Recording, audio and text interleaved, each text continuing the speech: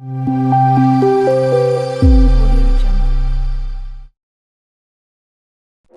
अमावस्या नहीं थी, लेकिन हवा वैसी ही लग रही थी। सूरज ढल चुका था। गांव की पगडंडी पर अंधेरा धीरे धीरे पैर फैलाने लगा था। टुनटुन की चाय की दुकान हमेशा की तरह आज भी खुली थी। पीली सी ट्यूबलाइट जो बार बार झपक रही थी, कभी जलती कभी बुझती, जैसे किसी को अंदर आने का इशारा कर रही हो। लकड़ी की पुरानी बेंचों पर 5-6 लोग बैठे थे।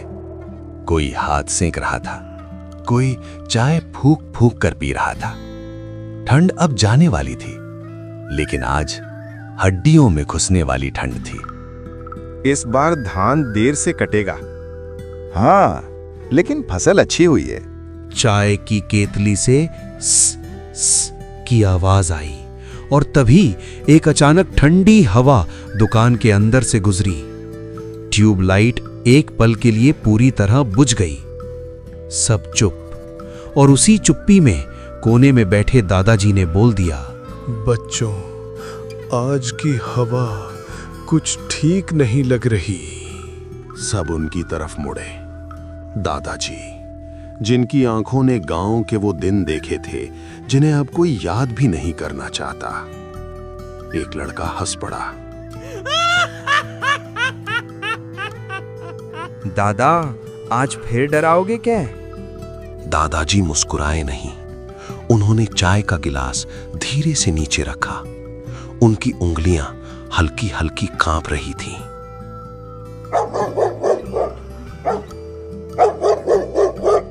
डराने की जरूरत नहीं बेटा, कुछ घटनाएं अपने आप डर बन जाती हैं। हवा फिर चली। पीपल के पत्ते आपस में टकराए। Sir sir. दादा, अगर कहानी नहीं तो क्या है? दादाजी ने आसमान की तरफ देखा। आज चांद नहीं था, बस काला खालीपन। ये बात है 1970 के आसपास की। छत्तीसगढ़ बिलासपुर के पास एक पहाड़ी गांव की। छत्तीसगढ़ बिलासपुर का वो पहाड़ी गांव, जहां आज भी लोग कहते हैं सूरज तो डूबता है पर शाम वहीं मर जाती है। गांव छोटा था, घर मिट्टी के, छतें खपरेल की। मोबाइल लोगों ने नाम सुना था, देखा नहीं। उस गांव में रामलाल रहता था, उसकी पत्नी धनिया और 2 बेटे। बड़ा बेटा मोहन, छोटा बेटा सोहन। मोहन शांत था, सोहन थोड़ा तेज। गांव वाले कहते, रामलाल, तेरे दोनों लड़के बड़े हो गए हैं, अब जिम्मेदारी समझ आ गई है। दोनों को लगता है, परंतु एक इतना शांत क्यों रहता है? जंगल सिखा देता है काका। लकड़ी काटते काटते आदमी खुद कटना सीख जाता है। साल बीते, दोनों बेटों की शादी हो गई। एक दिन पहले मां मर गई, कुछ महीनों बाद पिता भी। दोनों काफी अकेले हो गए थे। फिर अपनी अपनी परिवार को लेके अलग हो गए थे कि कोई कहा सुनी ना हो जाए। भैया, अब घर सूना लग रहा है ना? सच बोल रहा है रे भाई, घर तो सूना हो ही गया है। साथ में हम दोनों खाली हो गए हैं। कुछ समय बाद दोनों भाई अलग अलग घर में रहने लगे। गांव में कानाफूसी शुरू हुई। देखो, बहुएं आई नहीं कि भाई अलग अलग घर है, दिल अलग नहीं है। क्या कर सकते, एक न एक दिन तो अलग होना ही था। हर सुबह मोहन और सोहन कुल्हाड़ी लेकर जंगल जाते। पेड़ों के बीच दोनों साथ काम करते।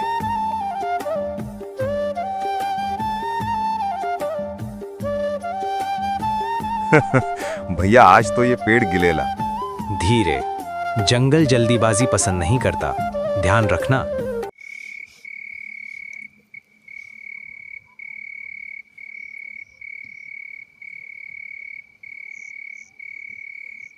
वैसे ही लकड़ी काट के दोनों भाई शाम को घर वापस चले जाते हैं और ऐसे ही रोज गुजर बसर कर रहे थे। अचानक एक दिन पता नहीं इस भाई भाई को किसकी नजर लग गई। क्या चाचा, किसकी नजर लग गई?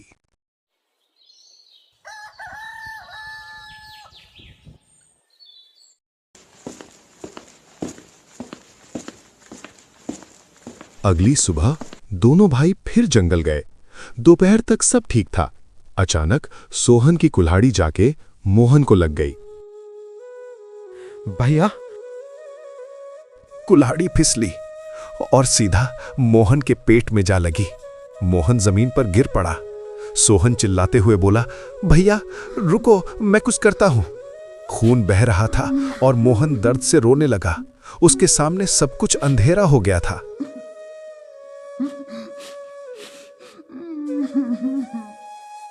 मोहन, अब नहीं बचूंगा। नहीं भैया, ऐसा मत बोलो। तड़पने से अच्छा है खत्म कर दे। सोहन कांप गया। मैं ये नहीं कर सकता। पर दर्द देख के सोहन भी बेबस हो गया, क्योंकि मोहन ने अपनी आखिरी इच्छा जताई कि मैं तड़प तड़प के मर रहा हूं, इससे अच्छा एक बार और कुल्हाड़ी मार दे कि एक बार मैं भी मर जाऊं। और सोहन ने दिल पर पत्थर रख के रोते हुए कुल्हाड़ी चला दी। मोहन वहीं मर गया।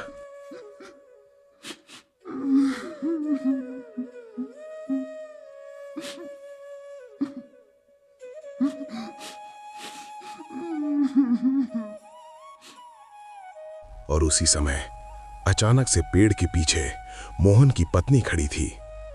उसने सिर्फ यही देखा, सोहन और खून से सनी कुल्हाड़ी।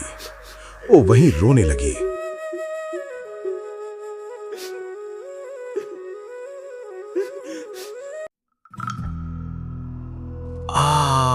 ऐसा हो गया। भगवान किसी दुश्मन के साथ भी ना करे काका। तब तो उसकी पत्नी को गलत फहमी हो गई कि सोहन ने उसके पति को मार डाला। फिर आगे क्या हुआ चाचा? हाँ, सही पकड़े टुनटुन। आगे पूरे गांव वाले के साथ बहुत ही बड़ा दुर्घटना होता है, जिससे पूरा गांव की गांव छोड़ के चला जाता है। ऐसा क्या हो गया चाचा जो रातों रात गांव वाले गांव छोड़ के चले गए थे? कुछ बड़ा दुर्घटना हुआ था क्या? मोहन की पत्नी लक्ष्मी एक कोने में बैठी थी। आंखों में आंसू नहीं थे, बस सूखापन था। बुधनी चाची धीरे से, रो ले, दिल हल्का हो जाएगा। पता नहीं किसकी नजर लग गई। संभाल खुद को और अपने बच्चे का ध्यान रखो। चाची, जब आंखों के सामने पति का खून गिरता दिखे तो आंसू नहीं निकलते, कुछ और मर जाता है अंदर। रात को लक्ष्मी को नींद नहीं आ रही थी। आंख बंद करती तो वही दृश्य दिखता, जंगल, मोहन जमीन पर और सोहन की कुल्हाड़ी। लक्ष्मी खुद से, भाई होकर कोई ऐसा करता है क्या? उसके मन में एक ही सच बैठ चुका था। फिर चाचा आगे क्या हुआ? अगले दिन पंचायत बैठी। वही फैसला होना था कि सोहन को दंड मिलेगा कि नहीं।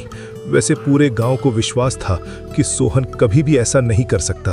सोहन ने सारी सच्चाई गांव वालों को बताई थी और उसे बहुत ही पछतावा था कि उससे क्या हो गया।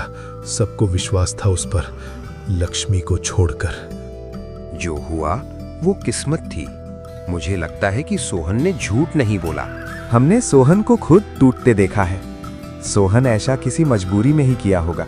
पंचायत से निवेदन है कि सोहन को कोई दंड न दिया जाए। काफी देर बहस हुई। अंत में पंच, इंसाफ तभी होता है जब आंखों से देखा जाए। और क्योंकि कोई गवाह नहीं था, सोहन को कोई सजा नहीं मिली। तो चचा, मोहन की पत्नी ने ऐसे ही छोड़ दिया? नहीं री, आगे तो सुनो। कैसे मोहन की पत्नी पूरे गांव वालों के साथ क्या करती है, जिससे पूरा गांव ही डर कर भाग जाता है।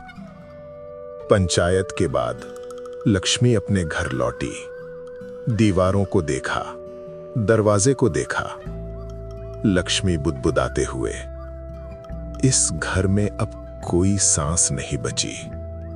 अब पूरा गांव नहीं बच पाएगा मेरे से। उसी रात गांव वालों ने एक नई आवाज सुनी। आधी रात एक बच्चा अपने घर में मरा पाया गया। मां चीख रही थी और बच्चा किसी और का नहीं, सोहन का एकमात्र बच्चा था, जो अब इस दुनिया में नहीं रहा। सोहन पूरा टूट गया। पहले भाई को खो दिया और अपने चिराग। किसी को कुछ समझ नहीं आया ये सब कैसे हुआ। गांव सिहर उठा ये खबर सुन के। एक रात किसी ने देखा लक्ष्मी शमशान की तरफ जाती हुई, हाथ में दिया और बाल खुले। उसी रात जंगल के पास किसी ने एक औरत को देखा, चेहरा धुंधला पर चाल अजीब, पैर जमीन को छू ही नहीं रहे थे। ओह, कौन थी चाचा? किन्हीं मोहन की पत्नी तो नहीं थी ना? लेकिन वो तो जिंदा है, फिर पैर जमीन को क्यों नहीं छू रहा था? सब्र करो बेटा, आगे सुनो और खौफनाक लगेगा। ये तो बस शुरुआत है। मोहन की मौत को अब कई हफ्ते बीत चुके थे, लेकिन गांव में एक भी रात शांति से नहीं बीती। डर अब घरों के अंदर घुस चुका था। पहले लोग कहते थे संयोग है, फिर बोले किस्मत है। अब कोई कुछ नहीं कहता था, क्योंकि हर रात किसी ना किसी घर से रोने की आवाज आती थी। एक और मौत जो अलग थी। उस रात रामधनी काका अपने आंगन में सो रहे थे। सुबह लोगों ने देखा काका की लाश दरवाजे के ठीक सामने थी, लेकिन उनके शरीर पर एक भी जख्म नहीं था, सिर्फ आंखें खुली हुई और मुंह अजीब तरह से टेढ़ा। अब गांव में कोई हंस नहीं रहा था। औरतें शाम ढलते ही दरवाजे बंद कर लेती, बच्चों को अकेले बाहर नहीं भेजा जाता। लक्ष्मी का बदलता रूप। इन सब के बीच लक्ष्मी अब पहले जैसी नहीं रही थी। वो कम बोलती, कम खाती और अक्सर खुद से बातें करती। बहू, तू ठीक तो है ना? जब इंसाफ मर जाता है ना चाची, तो आदमी जिंदा रहकर भी कुछ और बन जाता है।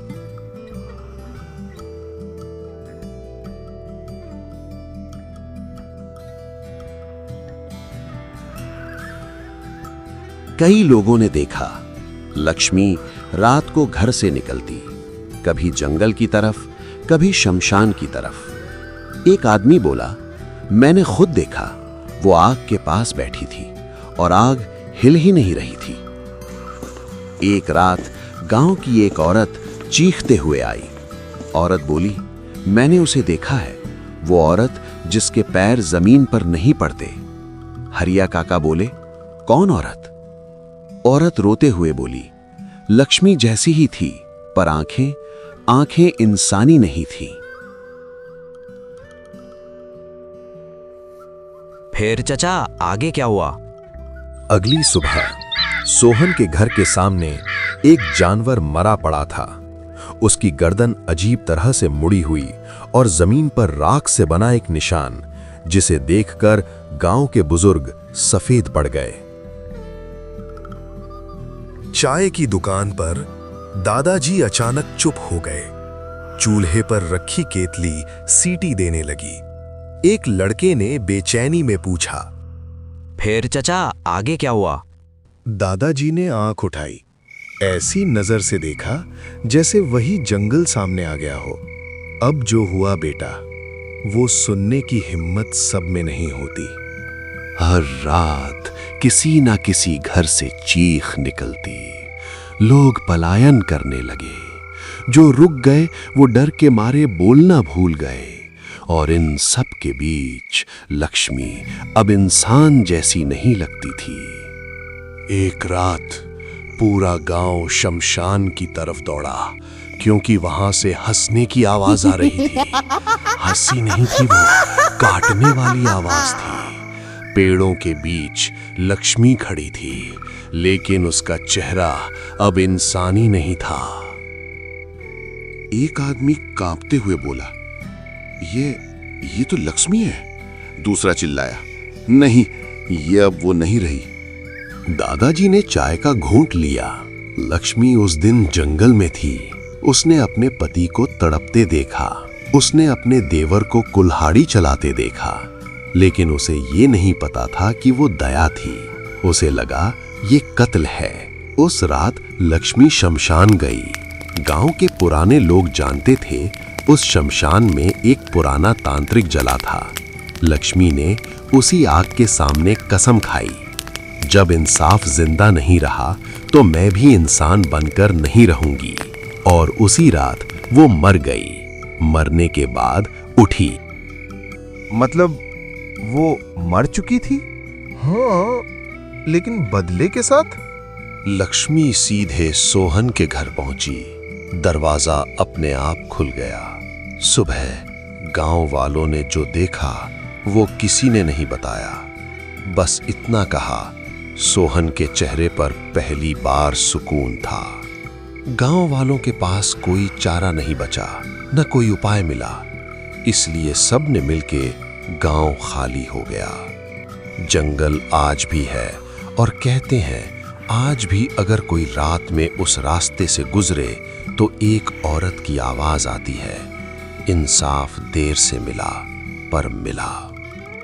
दादाजी ने कहानी खत्म की। एक लड़के ने डरते हुए पूछा, दादा ये कहानी सच्ची है? दादाजी मुस्कुराए, अगर झूठ होती बेटा तो आज भी उस जंगल के पास कोई दुकान क्यों नहीं खोलता। केतली की सीटी फिर बजी और हवा में एक ठंडक उतर आई।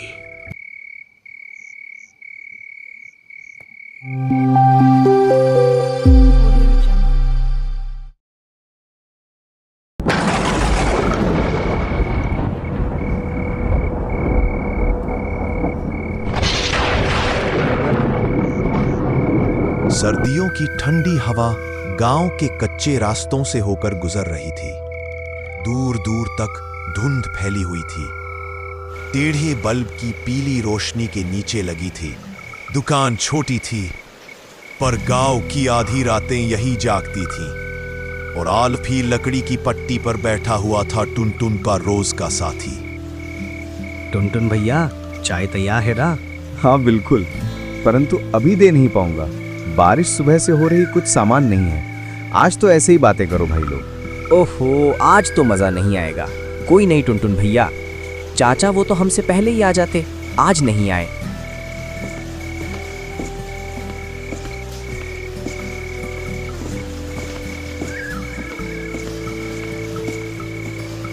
वो देखो शैलेंद्र चाचा आ गए।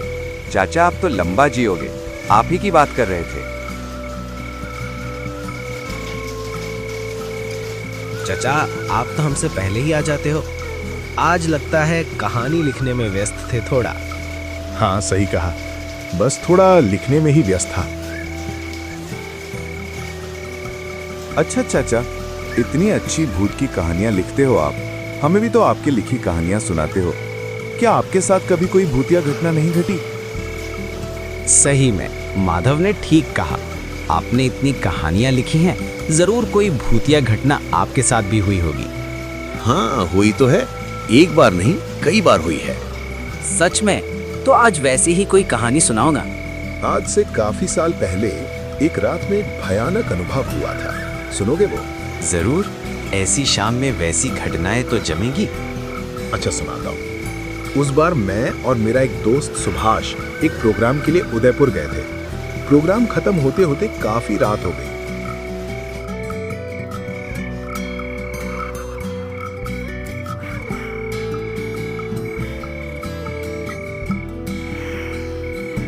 यहाँ से स्टेशन तो काफी दूर है, आखिरी ट्रेन तो नहीं मिल पाएगी लगता है। आज फिर यहीं रुक जाते हैं। नहीं रे, आज लौटना ही होगा। कल मेरे बेटे के स्कूल जाना होगा, वरना दिक्कत हो जाएगी। मैंने सुभाष को कई बार समझाने की कोशिश की, लेकिन वो नहीं माना। प्रोग्राम के आयोजकों ने भी रुकने को ही कहा था। और रुक नहीं पाएंगे। आप लोग अगर स्टेशन जाने का कोई इंतजाम कर देते। प्रोग्राम की आयोजकों ने हमारे लिए टोटो का इंतजाम कर दिया। टोटो आगे बढ़ रहा था। सड़क बिल्कुल खाली थी। दूर दूर तक सड़क के किनारे लाइट पोस्ट्स थे। पुराना टोटो काफी धीमे चल रहा था। भैया टोटो थोड़ा जल्दी चलाइए। भैया जी, ये टोटो है, प्लेन थोड़ी के उड़ के जाएगा। नहीं नहीं, आप चलाइए भैया।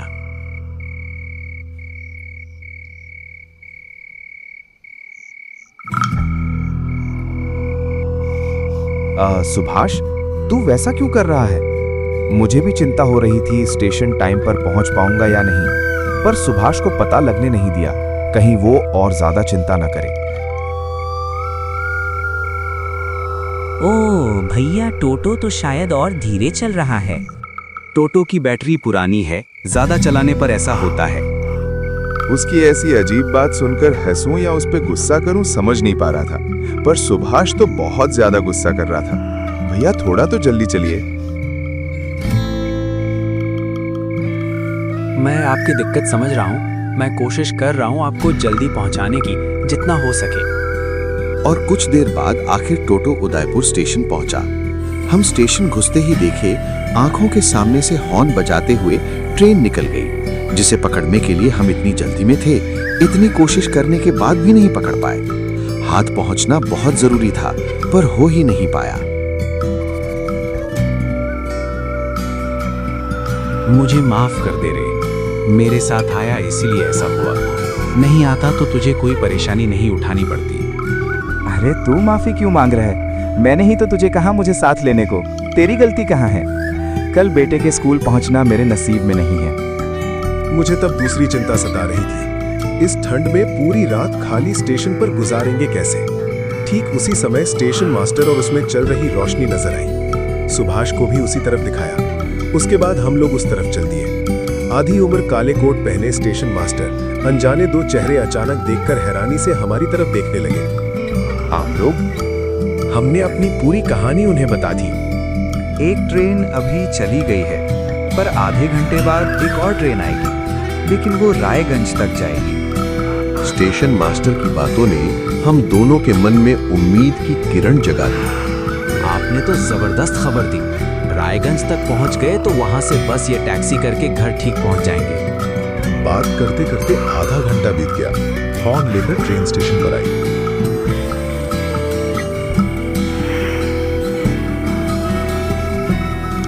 लगभग हर डिब्बा अंधेरा था। इस ठंड की रात में कौन ही होगा। फिर भी एक दो लोग ट्रेन के डिब्बे से उतरे और कहीं गायब हो गए। हम दोनों ट्रेन में चढ़ गए। ट्रेन हॉर्न देकर प्लेटफॉर्म छोड़ा।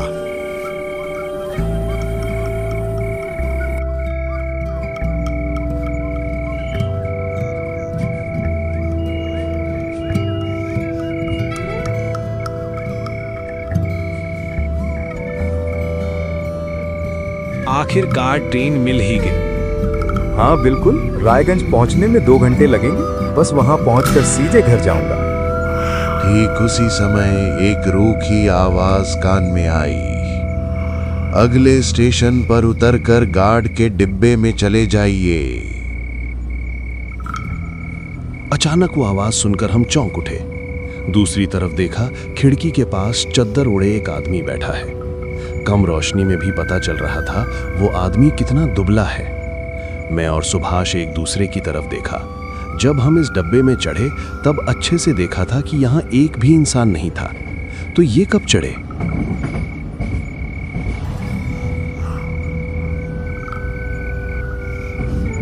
इस डिब्बे में ज्यादा देर रुकना ठीक नहीं होगा। ज्यादा देर रुकना ठीक नहीं होगा। मतलब इस ट्रेन में बहुत लूटपाट होती है। बहुत कम लोग चढ़ते हैं इस ट्रेन में, इसलिए आपको सावधान कर रहा हूं। लुटेरे चढ़ते हैं।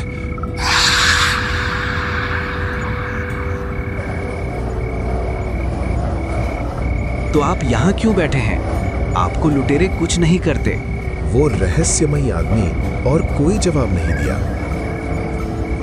सुभाष, अगले स्टेशन पर रुके तो उतर जाते हैं। चुपचाप बैठ तो वैसा कुछ नहीं होगा। उस आदमी ने जैसे सुभाष की बात सुन ली। उसने घूमकर हमारी तरफ देखा तो लगा कि उसकी आंखें ही नहीं हैं, सिर्फ 2 बड़े गड्ढे हैं। सुभाष को बताऊंगा सोचा ही था। ठीक उसी वक्त ट्रेन जोर से ब्रेक लगा के एक स्टेशन पर रुकी। ठीक उसी वक्त कुछ लोग हड़बड़ी में आकर ट्रेन में चढ़ गए। अंधेरे में भी उनके हाथ का हथियार नहीं छिपा। मेरे और सुभाष के मुंह से एक शब्द तक नहीं निकल रहा था। ये समझने में कोई दिक्कत नहीं हुई। वो चद्दर ओढ़े आदमी ने तब सही कहा था। ठीक उसी समय डिब्बे में जल रही रोशनी 2 बार कांपकर बंद हो गई। ट्रेन तब तक स्टेशन छोड़ चुकी थी। रोशनी बुझते ही डिब्बे में अजीब कांड शुरू हुआ। ये तो कौन है? आई, ये तो वही जिसे हम हैं? मतलब सब लोग सही कहते थे। ये सब हमारे कानों में आती रही, पर हम कुछ भी समझ नहीं पाए। चुपचाप हम अपनी सीट पर बैठे रहे। ऐसे में एक तेज चीख सुनाई दी। बचाओ, बचाओ, बचाओ। कुछ देर बाद ही डिब्बे की रोशनी फिर से जल उठी। चद्दर ओढ़े आदमी उसी जगह पर बैठा था जैसे कुछ हुआ ही नहीं हो। चेहरा खिड़की की तरफ घुमाया हुआ था। अंधेरे में क्या हुआ कुछ समझे? अगला स्टेशन आ रहा है। उतरकर ट्रेन के गार्ड के डिब्बे में चले जाइए। हालांकि वो लोग अभी नहीं आएंगे, फिर भी मैंने साफ देखा उसकी काली चद्दर तिरपड़, जगह जगह ताजे से खून के धब्बे लगे थे। हवा से उस आदमी की चद्दर कुछ देर के लिए हट गई और उसमें जो दिखा वो विश्वास करना बेहद मुश्किल था, क्योंकि वो एक कंकाल था। क्या नाम था वो नहीं जानता था और ना ही जानने की हालात थे। असली डर तो अभी भी बाकी था। ट्रेन ने ब्रेक लगाते ही कुछ लुढ़कता हुआ हमारे पैरों के पास आकर उड़ा और उस पर नजर पड़ते ही हमारा रोम कांप उठा। देखा तो एक कटा हुआ सर, आंखें उसकी खुली थी, जीभ बाहर निकला हुआ था, गले से अभी भी खून निकल रहा था और एक पल भी उस डिब्बे में रहने की हिम्मत हम में नहीं थी। उस डिब्बे से बाहर निकल के और गार्ड के डिब्बे की तरफ दौड़ पड़े। डिब्बे के पास से दौड़ते हुए देखा कि खिड़की के पास बैठा हुआ है चद्दर ओढ़े वो रहस्यमयी आदमी। ट्रेन ने विसल देकर जब पहिया घुमाना शुरू किया तभी हम चढ़ गए गार्ड के डिब्बे में। वहां एक पुलिस भी मौजूद था। उसे जाके बताया तो उसने दरवाजा ही बंद कर दिया। हम दोनों अकेले। डर बहुत लग रहा था, समझ नहीं आ रहा था क्या करूं।